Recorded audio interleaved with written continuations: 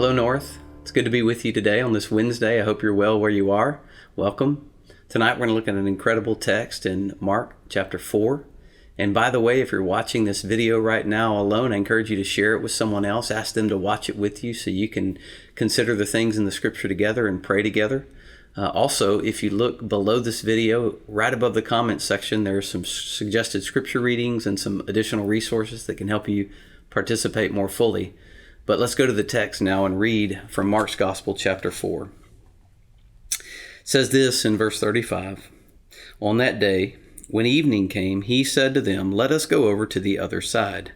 Leaving the crowd, they took him along with them in the boat, just as he was, and other boats were with them. And there arose a fierce gale of wind, and the waves were breaking over the boat so much that the boat was already filling up.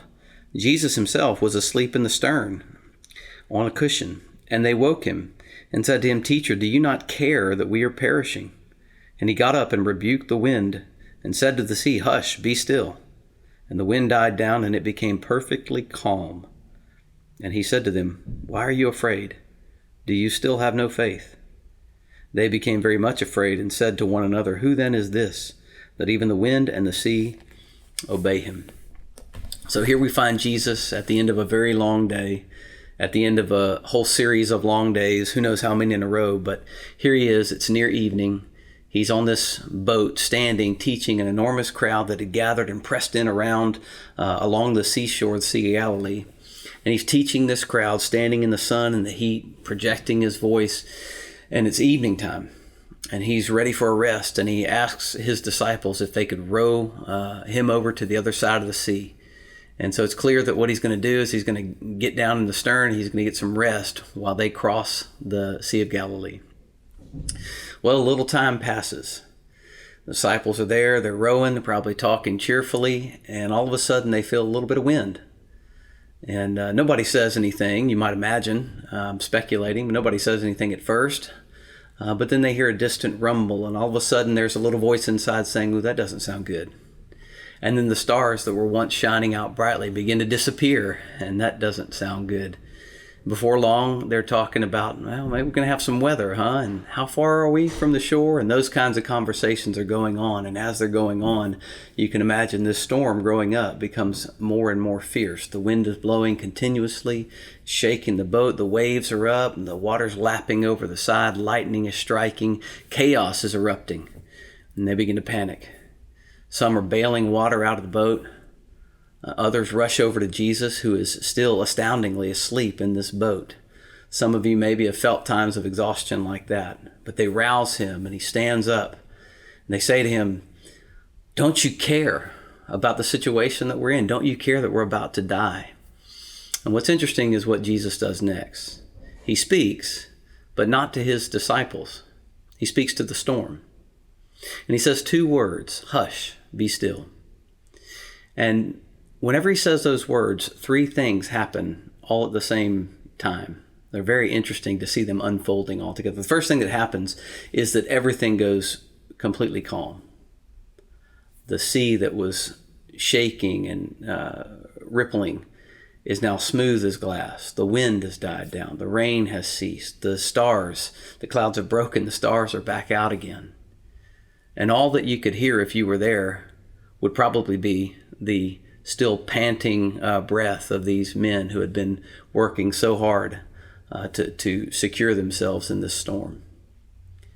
And then Jesus punctuates that silence, turning to them, and he says, "Why are you so fearful? Why are you afraid?" And what's even more incredible is that right at that moment, the greatest fear that they'd felt that entire evening begins to come over them. Nothing like the fear that they felt when the wind and the waves were at their height.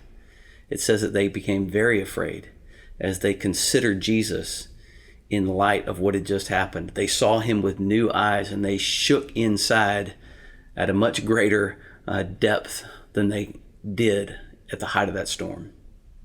And as I consider that, I think, wow, this text, first of all, is incredible.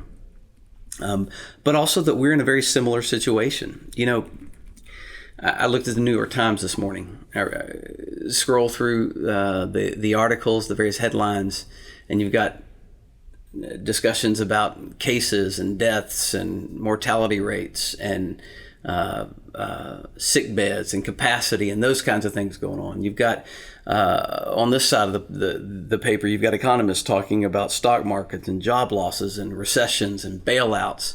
And you got articles about what people are doing and how they're thinking and how people are fearful in view of the uncertainty ahead. And I think about this text and I think, wow, church, doesn't the Lord's word to us, don't these words apply to us now? One of the things I'm convinced of is that Jesus is not criticizing that we should feel fear in the face of danger. In fact, the Bible, if you look in the marginal notes, the word that's translated fear is actually cowardice. It's the idea of being cowardly. I'm convinced that Jesus is not criticizing that we feel fear in the face of danger. What I think that he's speaking to is that we be governed by that fear. Or to put it another way, fear can help us in the short term and it can alert us to risk. But to be governed by fear doesn't allow us to make wise decisions, and it certainly doesn't allow us to operate from faith. So as we navigate our way to the opposite shore through whatever tumult may lie ahead, don't forget who's in the boat with you. Don't forget that the one who has this kind of authority has chosen you. He's called you by name. He's numbered the very hairs of your head. He's carried a cross for you, and he loves you more than you love yourself. We must not forget. We shouldn't forget that, because we can either be governed by fear or by faith in uncertain times. And I say, let's be governed by faith. It's not time to be panicked, but it is time to be sober, to be judicious, to be prudent, to be calm, to be compassionate, and above all, to be full of faith. This is a word that I think I needed to hear, and I hope it helps you. I hope it encourages you. I encourage you to pray with those who are with you right now. Consider praying for your nation, for your neighbors, for your home, for your church. Pray. Go to the Lord who has this authority and this compassion towards us. And until next time, God bless you.